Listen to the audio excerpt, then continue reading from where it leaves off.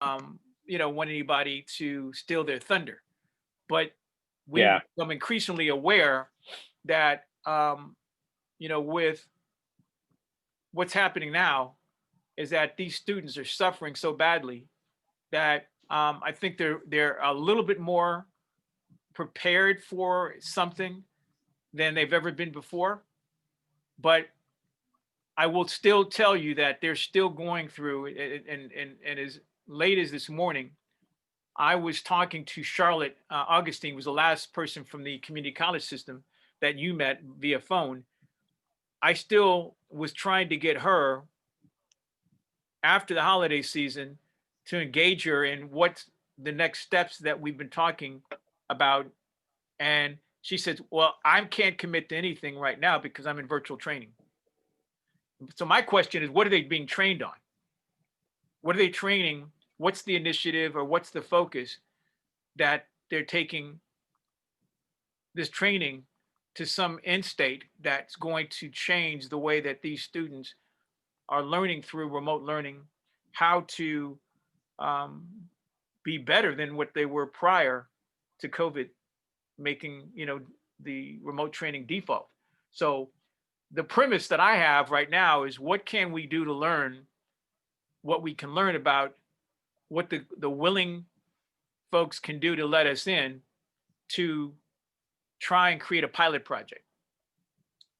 And so I've really been thinking about what kind of pilot could I bring that's scalable enough for you to say, man, if I just took some of my initiatives, some of my interests, and talked to leadership, what would be what would it be worth for me to really direct any my energy or resources to that group? So I'm going to wait for a few more minutes. How much time do we have? Because I'm going to call Dave because I really want him in on this. Um, give me just a few minutes. Give me a Yeah. second. I'm going to try to see if I can raise him. Yeah. I've got till 12:30. Okay. Okay, good. Okay. Yeah, I don't think we'll need much time. All right, hold Okay. on.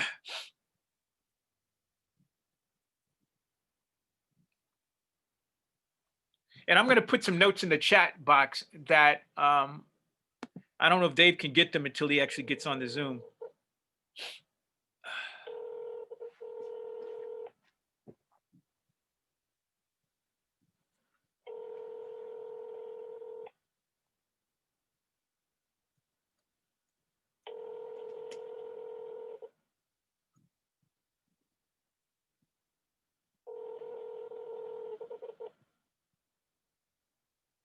Oh boy. Your call has been forwarded to an automated voice messaging system. Okay, I just texted him and emailed him. So what I'm going to do, let me put this in the chat window, just as things that could be takeaways for you and I. So hold on here for a Hmm. sec. Let me just put these in here. I'm going to go. I'm going to be on Zoom on both of my computers here for a second, just so I can actually Okay. get this in here.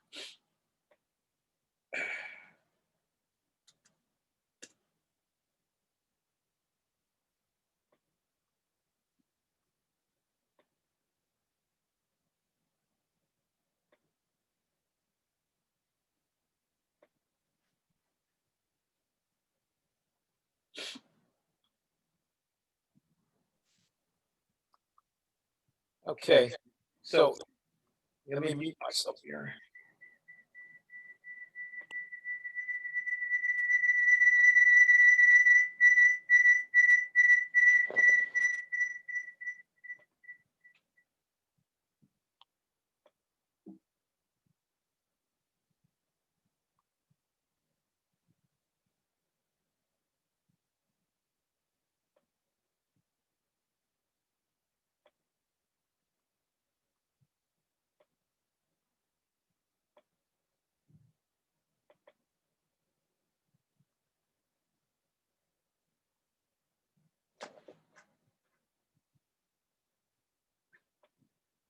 Well, I definitely wanted him in on this.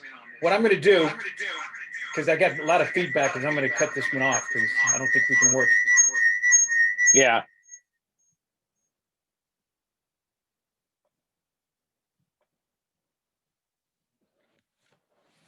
Okay, so let me put this in the chat box. I was just making sure I got a last email into him. Okay, I had to find where the chat was since I've been on a Zoom. what do you guys use as I the? mean, your- at work, we use WebEx, and most of it's in the same, like very similar.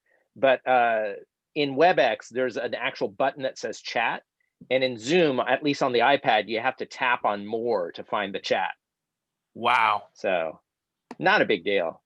that's interesting. Yeah, I actually, I'm just, I wonder, yeah, I wonder what, different tribes, what different groups use to communicate during this time. And obviously Zoom and Microsoft Teams and WebEx, and I don't know, who else is the player in this space? I guess some people are using Google Meet still. Very few, You know, yeah. or something like that, but very few, at least not in a big way, because the privacy issues. Schools rarely use it because of the privacy issues. Right. And that's why at first Zoom wasn't getting used, because there were privacy issues. But, yeah, that's pretty much it. I mean, the Microsoft Teams stuff, yeah. Okay, so what I'm going to do is I'm going to share screen, because apparently it's not letting me use the chat box to put in the information that I wanted. So I'm going to use a portion of the screen. So, okay, I'm going to say that I'm not really that adept at sharing the screen, but here we're going to go. Here we go.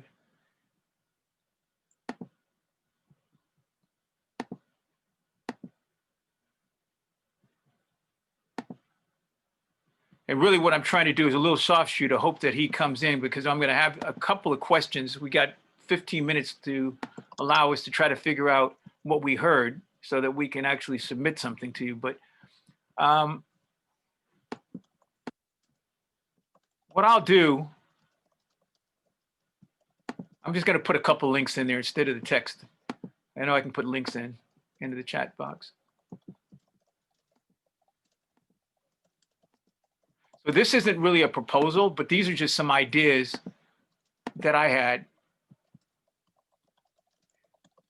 Oh, wait a minute. Okay, it's all in there. Okay. For whatever reason. So can you look at the chat box? I've got a whole bunch of junk in there. I just couldn't see it.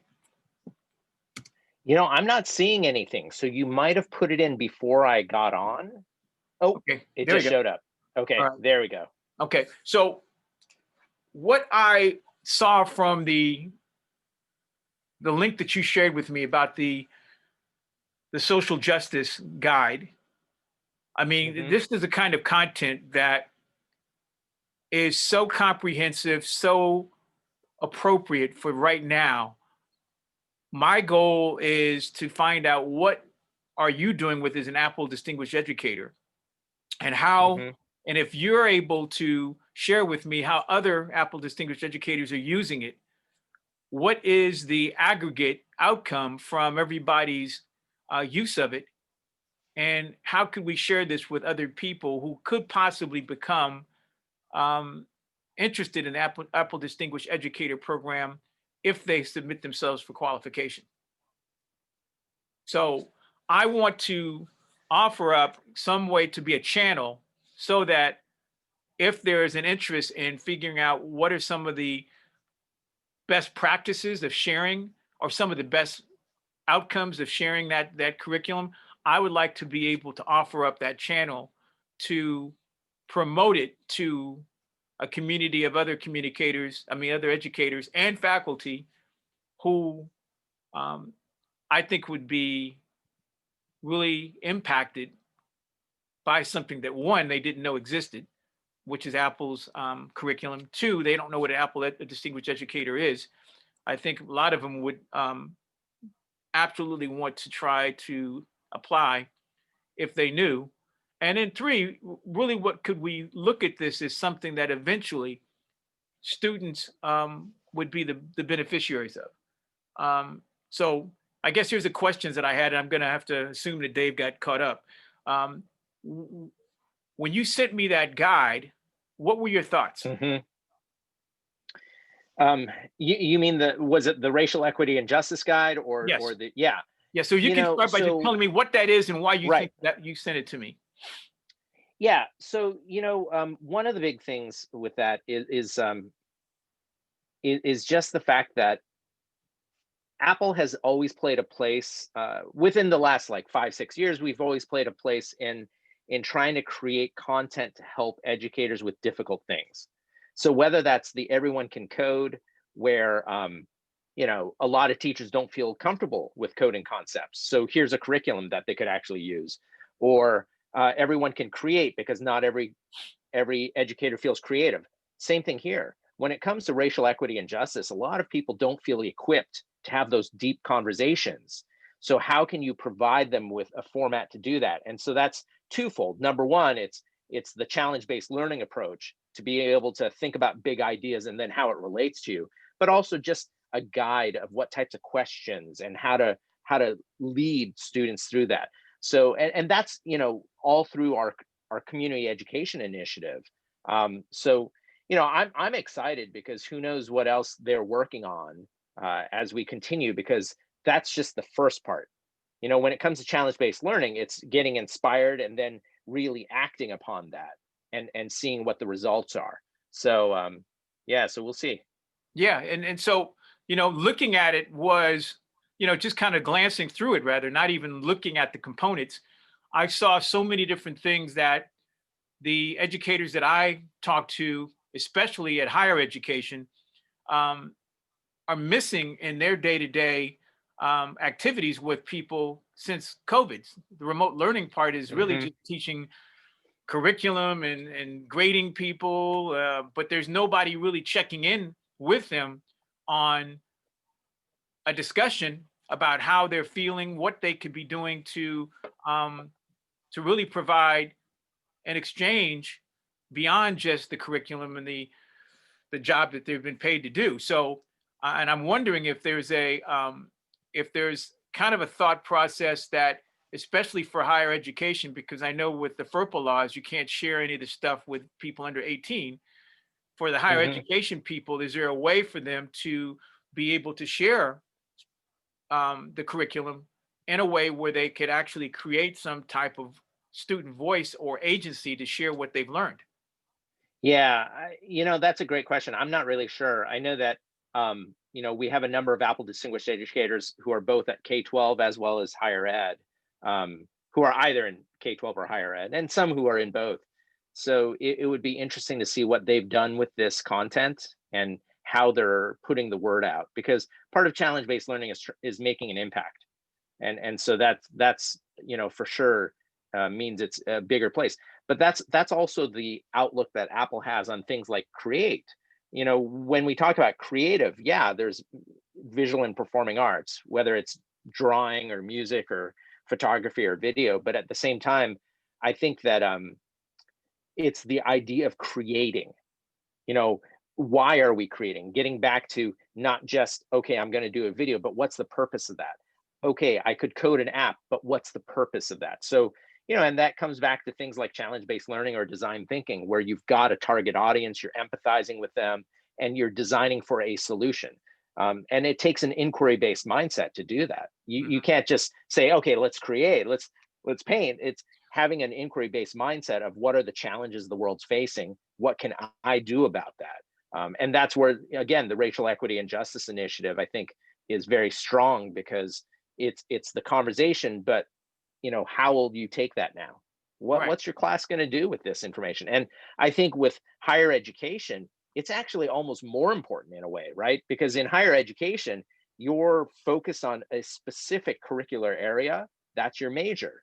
But to what purpose? Like, so what? You're studying economics, and I'm not picking on economics. I was an economics major, but at the same time, to be able to take a step back and either utilize macroeconomics, microeconomics, statistics, whatever it may be in economics, to actually benefit and push forward and be within the context of racial equity and justice.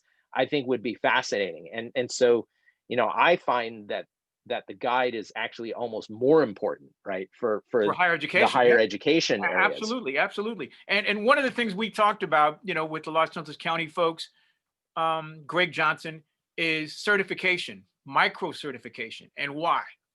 I think that this is a moment where students could become proficient in understanding how to use the tools of creative, in a way where they could learn the tools to get the certifications, but as you said, to what end? In a way where they could actually get a certification in, dare I say, social justice, and being able to hit Yeah, the pillars of what right. social justice, especially within the guide, say that, challenge-based learning is to really set those standards, um, as we're moving along. Because again, from the mouths of the kids, there may be pillars in there that are not even established in the guide. And from Hmm. them, especially as we talk about pedagogy that allows student agency and voice, I really like to see what kind of inclusion could be brought by bringing those students into the discussion about, um, things that could be missing or things that could be amplified. Yeah, So, yeah. And in terms of opportunities to speak to education leaders about this, I think it's just such a difficult time, though, right? Because people are still struggling in survival mode with the pandemic and learning remotely or in a hybrid model. You know, it's it's difficult to get people's attention to focus on something like this. Um, so I don't necessarily have any answers. I do think that the fact that there are so many Apple Distinguished Educators out there. I mean, there's, I don't know, something like 2,000, 3,000, maybe not all and is active, that but is that across the nationally? world. Is that nationally? 2 to 3,000 Yeah, nationally? internationally. I Internationally? don't know the exact number. I want to say it's close to 3,000 at this point, because the program's been around for 20 years. Um, and there's typically about 130 to 150 chosen every other year. Um, so, I think the thing is figuring out a way to gather these stories, to gather the actual work that's being done in classrooms, whether at K-12 or higher ed, is needed. I know that Twitter's real active. I mean, Tuesday nights, Apple Distinguished Educators in the classroom have a Twitter chat at 6:30, and then Thursday nights, I'm not sure if it's every Thursday or every other, but Thursday nights it's administrators from Apple Distinguished Schools. So, you know, I know they're very active in Twitter, and they use specific hashtags like Apple EDU chat. But it would be interesting to see how some of the stories can be collected or projects could be collected to inspire others and to build off of it. And That would be my yeah, greatest takeaway from our discussion today, is what can you spotlight as things that could be published and shared with other folks who aren't in the Apple Distinguished Educator community? Because my goal really is to make sure that they're open to the possibility that the fact that that they don't know you exist, or Apple Distinguished Educators does exist, is something that I believe I can penetrate the minds of some of the folks that I'm going to use a pilot on. And I'm really focusing on hmm, community college right now. And the pilot that I'm looking at is maybe for 5 community colleges in LA County, but it could extend to 29 through one person, through yeah, Charlotte, through LA County and Orange County for higher ed. And they're all struggling, obviously, as you mentioned, about how to just survive, not just for the students, but just as a institution. But I think that's why this is a perfect moment to still provide an overlay for them to understand that they're not alone in trying to figure out how to get these students further along, especially in certifications, as well as programming that can challenge them to be more engaged beyond just taking classes and getting grades, that they really not feeling that it's going to give them the kind of value that they had even before COVID. So I think that, you know, through Charlotte, through Richard Verchess that you've talked to, even Jessica Lim, who are still in the fight to try to bring resources to the community colleges. I think that I want a pilot to focus on how we can get that Twitter chat or any capture that's curated to bring them into focus as to what we can do, especially during Black History Month, how to create some type of competition, challenge-based learning for those students to get in. Yeah. So that's my thought. If I could have a podcast or something that could allow those students to participate in a way that they're not waiting for the faculty to provide a Zoom and a link and whatever, that's even more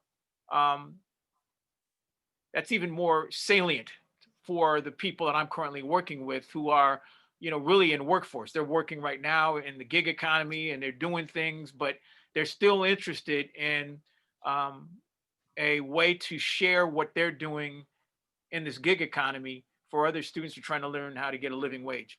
So Yeah. Still not a proposal, but what I'd like to do is try and get another stab with you so that I can take what I've learned about anything and get Dave and a couple of other people on to talk about a what if before we even submit something that you could flag the flagpole as a proposal. But higher ed is really where I'm focused on, 5 community colleges, the month of February, to see if we can actually get these people wrangled to some outcome. And I have a ton of celebrities and some other people who would probably work well with a discussion around social equity, racial justice. But again, those are baked into the proposal. I mean, people that you've already, you know, I mean, I put up on the screen some additional people, Karl Mack, Kareem Abdul-Jabbar, but they are all going to be on the ready for a discussion, and they're more reachable now because of, you know, the digital realm we're in than ever before. So for sure. So think about it. Think about another date in the not too distant future where we can talk about the next step of coming up with a pilot that could take the higher education stuff that's publishable, that's shareable, and engage the people that I could put before anybody, especially you, to talk to about why. Yeah. Okay. Okay. All right, man. So I think we're out of time. Hey, but you know, hey, take care of yourself. Okay. I will. All right, Ted. So look, so just shoot me a text with another date and time, and we'll go from there. Okay. All right. Thanks, man. Okay, great. All right. Bye. Bye.